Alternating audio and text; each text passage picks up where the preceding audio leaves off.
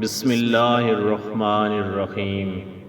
اللہ کے نام سے شروع جو بڑا مہربان نہایت رحم والا ہے۔ حضرت علی رضی اللہ تعالی عنہ نے فرمایا، لوگ ہمارے اندر ہمارا دکھ تلاش نہیں کرتے، ان کو اس تماشے کی کھوج ہوتی ہے جو ہمارے ساتھ ہوا۔ دکھ کی سختیاں چہرے سے تو رخصت ہو جاتی ہیں، لیکن انسان کے اندر داخل ہو کر اس کے گوشے گوشے کو ویران کر دیتی ہیں۔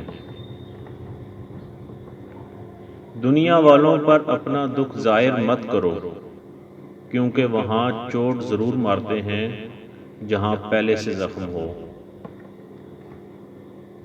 ایک شخص حضرت علی رضی اللہ تعالی عنہ کی خدمت میں پیش ہوا اور کہنے لگا، یا علی، آپ فرماتے ہیں کہ اللہ تعالیٰ نے زمین پہ ہزاروں نعمتیں انسانوں کے لیے پیدا کی، تو یہ دکھ تکلیف اللہ تعالیٰ نے کیوں پیدا کی؟ تو حضرت علی رضی اللہ تعالیٰ عنہ نے فرمایا، اے اللہ کے بندے، شکر کرو کہ اللہ تعالیٰ نے دکھ کو پیدا کیا۔ اللہ تعالیٰ کی عظیم نعمتوں میں سے ایک نعمت دکھ ہے۔ تو وہ شخص کہنے لگا، یا علی رضی اللہ تعالیٰ عنہ، دکھ بھی نعمت ہے؟ تو حضرت علی رضی اللہ تعالیٰ عنہ فرمانے لگے، اے شخص، دکھ انسان کو مضبوط بناتا ہے اور خوشیاں انسان کو کمزور کرتی ہیں۔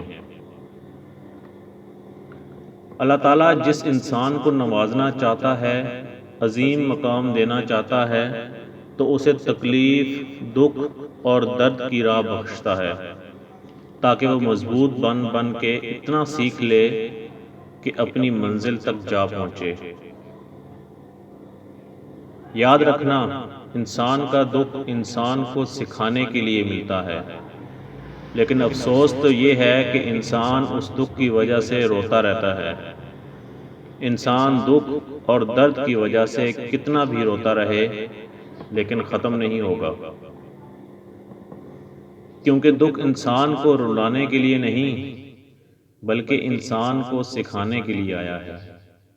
جب تم اس دکھ سے سیکھ لو گے جو وہ تمہیں سکھانا چاہتا ہے، تو تمہارا دکھ خود بخود ختم ہو جائے گا۔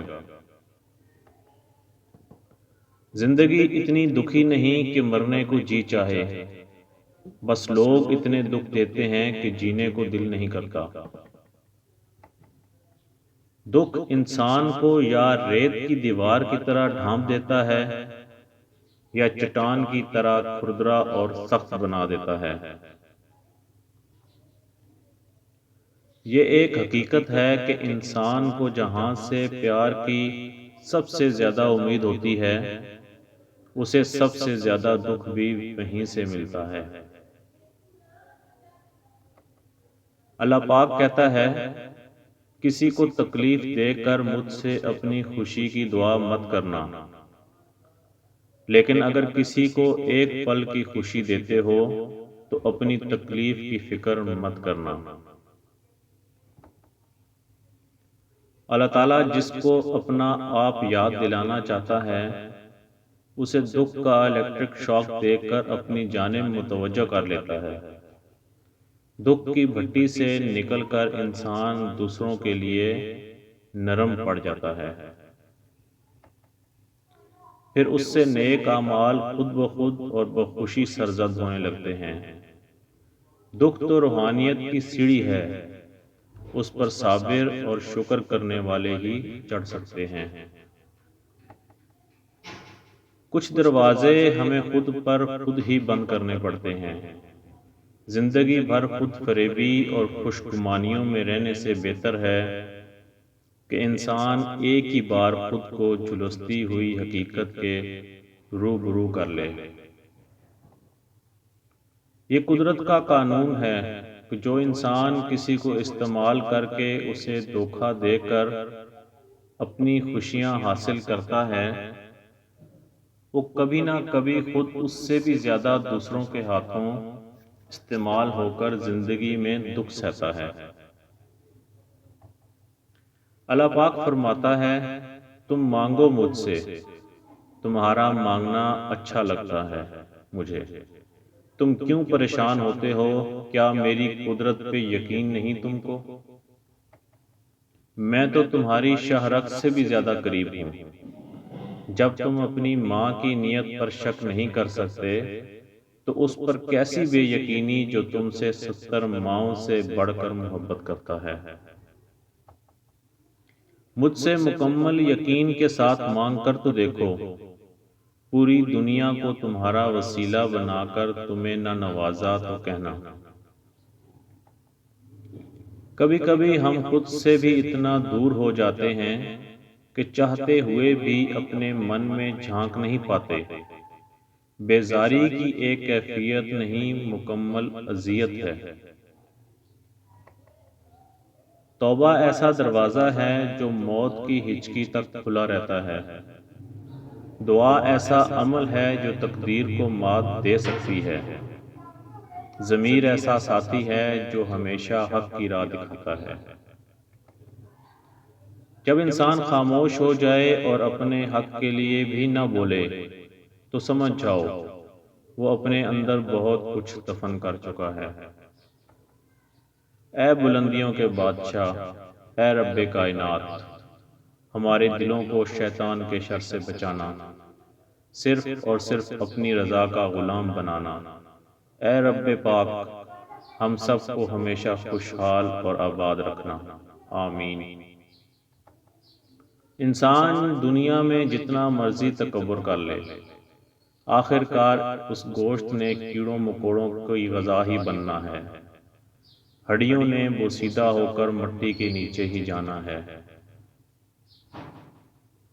یا رب تو ہی اول، تو ہی آخر، تو ہی ظاہر، تو ہی باطن، ایک اور کرم فرما مجھ پر، میرے سارے زنگ اتار یا رب، اور اپنا رنگ چڑھا مجھ پر۔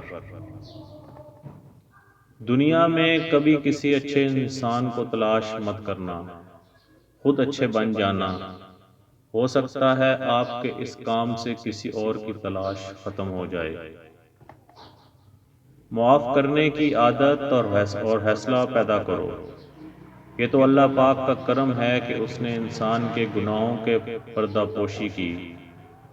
اگر تمہارے درمیان ایک دوسرے کے گناہ ظاہر ہو جاتے تو تم ایک دوسرے کو دفن بھی نہ کرتے۔ کسی کو چاہنا ہو تو دل سے چاہو، زبان سے نہیں، اور کسی پر غصہ کرو تو صرف زبان سے، دل سے نہیں۔ بعض تکالیف ایسی ہوتی ہیں کہ ہمیں لگتا ہے جیسے اب ہم مر جائیں گے، جیسے اب کہیں اور سے کوئی مدد نہیں آئے گی، اور پھر ہم جلد مایوس ہو جاتے ہیں۔ مگر جانتے ہو کہ کوئی غم بھی مسلسل نہیں رہتا، وہ ہمارا پیارا رب بڑا رحیم ہے، تمہاری سوچ سے بھی زیادہ کریم ہے۔ اسے تو یہ بالکل بھی گوارا نہیں کہ تمہیں کوئی تکلیف پہنچے۔ وہ جگہ چھوڑ دو جہاں تمہارے احساس اور تمہارے الفاظ کی قدر نہ ہو، پھر چاہے وہ کسی کا گھر ہو یا کسی کا دل۔ حکمت ایک درخت ہے جو دل میں پیدا ہوتا ہے اور زباں پر پھل لاتا ہے۔